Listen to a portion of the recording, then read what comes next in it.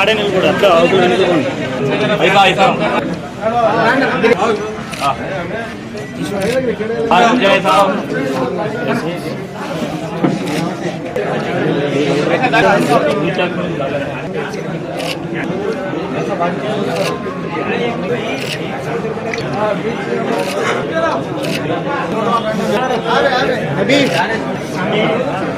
విలేకరులకు అదేవిధంగా పార్టీ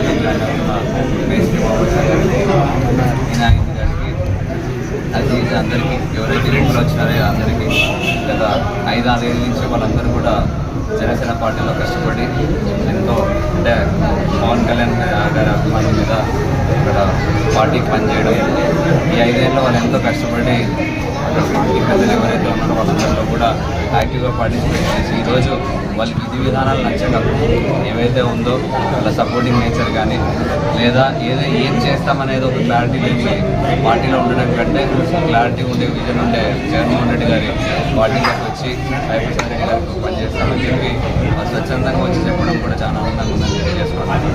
ఎందుకంటే ఇప్పుడు ఉండే కాలం ప్రజెంట్ ఉండే దాంట్లో కూడా సాయి ప్రసాద్ రెడ్డి గారు ఒకవైపు మిగతా 3 పార్టీలు ఒకవైపు ఉండే పరిస్థితి మనం ఆలోచన చేస్తున్నాం. ఇప్పుడు వచ్చిన బీజేపీ క్యాండిడేట్ కూడా ఆధునిక ఏం చేస్తానని చెప్పడం ఎంతసేపులున్నా నేను బోయోడిని నేను వాల్మీకిని నన్ను గెలిపించాలని అడుగుతున్నాడు తప్ప మతము కులం పేరు చెప్పుకొని మాట్లాడుతున్నాడు తప్ప ఇన్ని రోజులు ఇన్నేళ్ళు ఆధోనిలో అందరం కూడా హిందూనైతేనే ముస్లిం అయితేనే క్రిస్టియన్ అందరూ కలిసిమెలిసి ఉన్నాం. ఏ రోజు మనము కుల రాజకీయం కానీ మత రాజకీయం కానీ చేసింది లేదు. కానీ నేను చెప్పేది ఏంటంటే అవన్నీ పక్కన పెట్టి నువ్వేం చేస్తావో చెప్పాలి. ఆధునిక ఏం చేస్తాం నేను గర్వంగా చెప్పగలుగుతాను. ఈ 5 ఏళ్ళు మేము మెడికల్ కాలేజ్ తీసుకొచ్చాం, బైపాస్ తీసుకొచ్చాం, డిగ్రీ కాలేజ్ తీసుకొచ్చాం, పాలిటెక్నిక్ బిల్డింగ్ కట్టాం, హాస్పిటల్ అభివృద్ధి చేస్తా ఉన్నాం, టౌన్లో రోడ్లు ట్రైన్లు వేస్తాం. నేను చెప్పేది ఇంకా ఏమైనా తక్కువైంటే కూడా మేము రాబోయే రోజుల్లో చేస్తామని మేము గర్వంగా చెప్తాను. కానీ నువ్వేం చెప్తావు? నువ్వు సమాజానికి ఏం మెసేజ్ ఇస్తున్నావు? ఎంతసేపులో ఉన్న విమర్శలు చేస్తున్నావు, కూతురు మాట్లాడుతున్నావు, నీ ఇష్టానుసారంగా నోటుకు అడ్డు లేకుండా ఏదైనా ఎమ్మెల్యే గారి మీద విమర్శలు చేస్తున్నావు తప్ప ప్రజలకు ఏం చేస్తున్నావు అనేది చెప్పాలి. రేపు పొద్దున నువ్వు గెలిస్తే ఏం చేస్తావో చెప్పాలి. అంతేగాని కులం పేరు చెప్పి ఓట్లు అడుక్కోవడం మానేమని కూడా పార్సారథి గారికి ఆ మెంటల్ డాక్టర్ కూడా చెప్తా ఉన్నాడు. ఎందుకంటే ఇప్పుడుండే సమాజంకి ఏం మెసేజ్ కావాలో అదే చెప్పాలి, లేదా ఏం చేస్తామో చెప్పాలి. నువ్వు 20 రోజుల ముందు వచ్చి ఈరోజు నేను 20 రోజుల్లో గెలుస్తాను 15 రోజులు కౌంట్ డౌన్ నువ్వు కాదు ఇవ్వాల్సింది ప్రజలు. అల్టిమేటం ప్రజలు గెలుపోవటం నిర్ణయించేది ప్రజలు.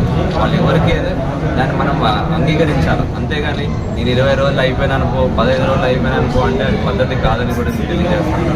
రెచ్చగొట్టే ధోరణి మేము ఊరికే ఉన్నామని చెప్పి ఇష్టానుసారంగా మాట్లాడితే ఎవరు నోరు మూసుకునే ప్రసక్తి లేదనేది కూడా నేను తెలియజేస్తా ఉన్నాను.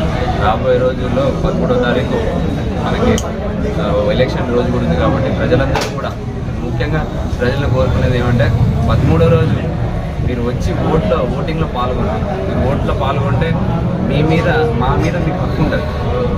మీ ఏరియాలో పనిచేయడానికైనా మమ్మల్ని క్వశ్చన్ చేయడానికైనా ఒక అధికారం మీకు వస్తుందని నేను తెలియజేస్తా ఉన్నాను. దయచేసి 13వ రోజు పొద్దున కూడా అందరూ వచ్చి ఓటింగ్లో పాల్గొని అత్యధిక మెజార్టీతో సాయి ప్రసాద్ రెడ్డి గారిని 3వసారి కూడా ఎమ్మెల్యే చేయాలని కోరుకుంటూ సెలవు తీసుకుంటాను.